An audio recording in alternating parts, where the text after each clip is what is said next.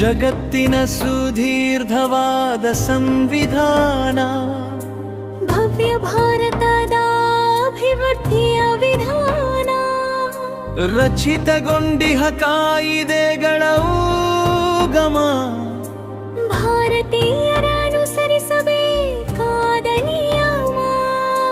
ಸಂವಿಧಾನದಲ್ಲಿರುವುದು 3 ಅಂಗಗಳು: ಕಾರ್ಯಾಂಗ, ಶಾಸಕಾಂಗ, ನ್ಯಾಯಾಂಗಗಳು.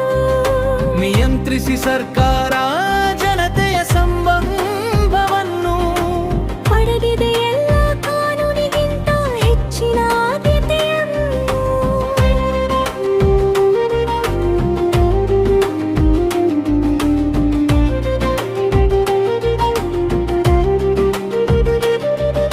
ಪ್ರಜಾಪ್ರಭುತ್ವದಲ್ಲಿದೆ ಅಧಿಕಾರ ಜನರ ಕೈಯಲ್ಲಿ, ಜನರಿಂದ ಜನರಿಗೋಸ್ಕರ ಜನರಿಗಾಗಿ ಧ್ಯೇಯವಿಲ್ಲಿ.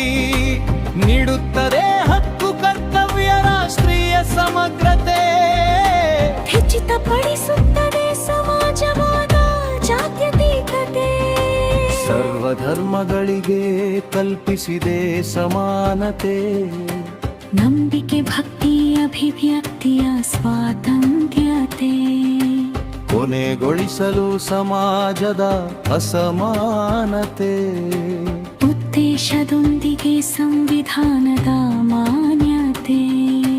ಸಂವಿಧಾನದಲ್ಲಿದೆ ಮೂಲಭೂತ ಹಕ್ಕುಗಳು, ಭಾರತೀಯರು ಪಾಲಿಸಲೇಬೇಕಾದ ಕರ್ತವ್ಯಗಳು. ಅರಿತುಕೊಂಡು ಸಂವಿಧಾನದ ಗರಿಮೆಯನ್ನು ಆಚರಿಸೋಣ